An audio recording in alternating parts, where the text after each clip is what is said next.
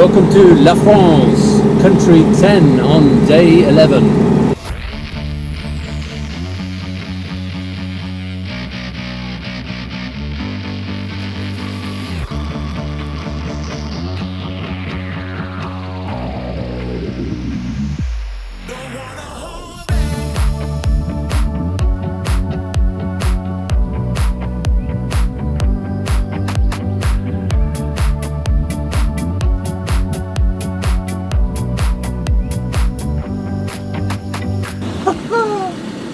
Can't believe I made it. That was touch and go, border control, queuing and everything.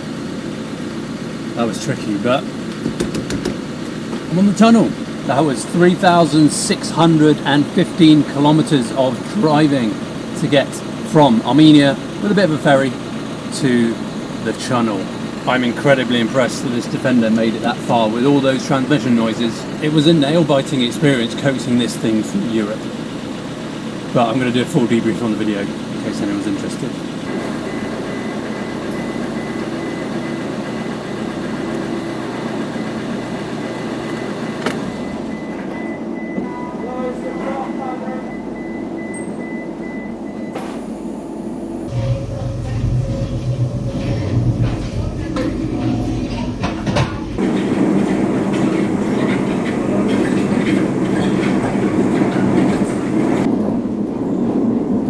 Amazing how much this thing's bumping around.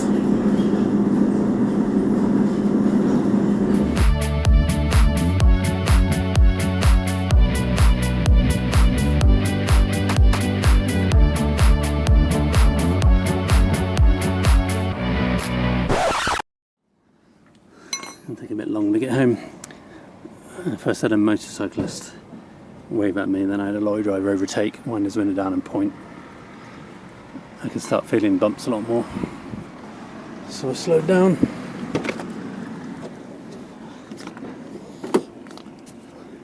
The rest is history. Alright, got all my stuff though. I checked the pressure, it's got none in it.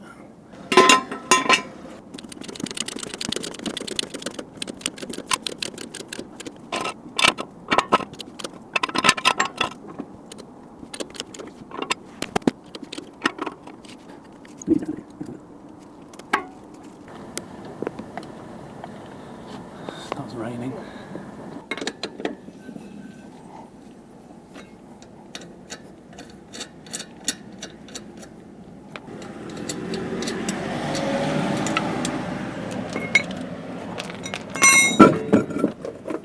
I suspect that's the problem.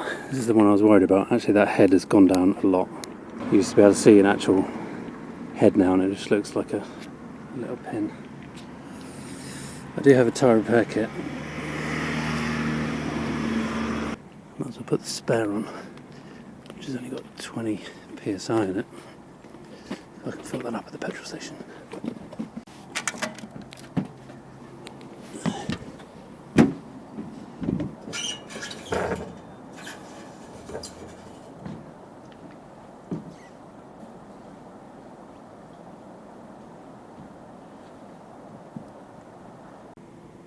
It's only got sort of 16 psi in it.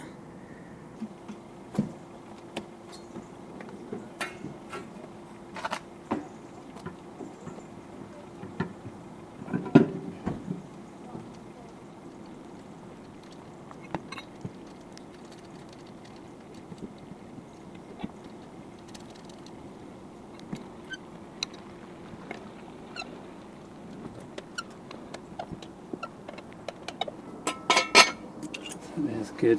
Let's hope it will hold air as well.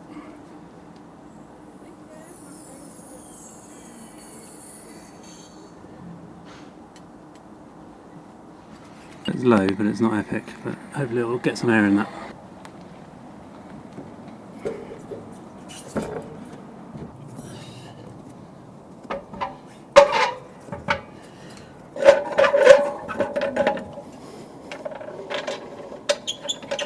There is the replacement, rather cheap. I have no idea what country that's from. Oh, it says made in China. It's 2018. It's a bit worn on one side, but it's better than nothing. Let's get some air in.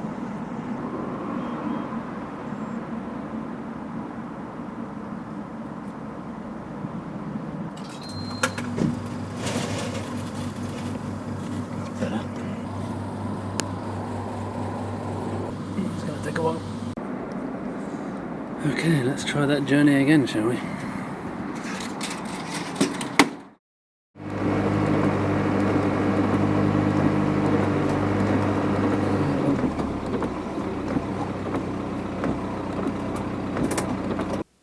I'm in my garden.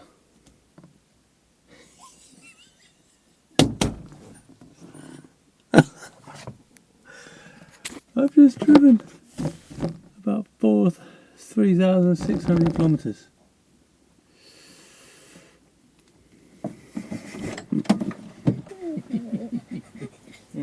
Here it is. Got another one. How are you guys? Which tyre was flat? One on the back right. Look, it's got an extra seat in the middle. Oh. That one. So one day you can both sit in the front. So there's actually a bit of an epilogue to this story. It's now the end of September, roundabouts when this video is being published. So quite a bit further on. There's loads of videos to come. But something's happened this week that has changed my perspective a bit on the flat tyre. So the other side is the one that had the puncture on my journey back. This one's going flat, and let's focus on this.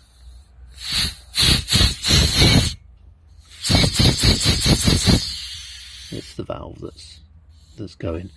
And this is the tyre now, completely flat. So it's completely sheared through there. I went and checked the other tyres as well, and they've all got sort of perishing around there.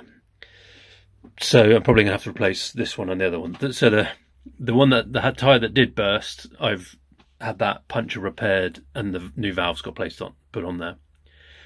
But it does make me wonder, if this one's gone through, was it actually the screw or was it the valve that was the problem on the tyre on the journey?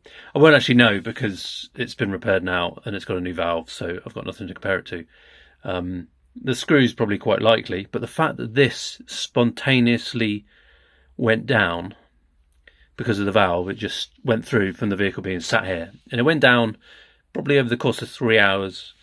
I come in to see this vehicle probably every couple of days, just have a look around, and I started noticing that this tyre was going a bit flat. It was bulging a lot more, and then 3 hours later it was completely flat. So it went down pretty quickly when it was stationary, really. I think that's just a little bit of interesting context that has made me kind of reassess that event as it happened.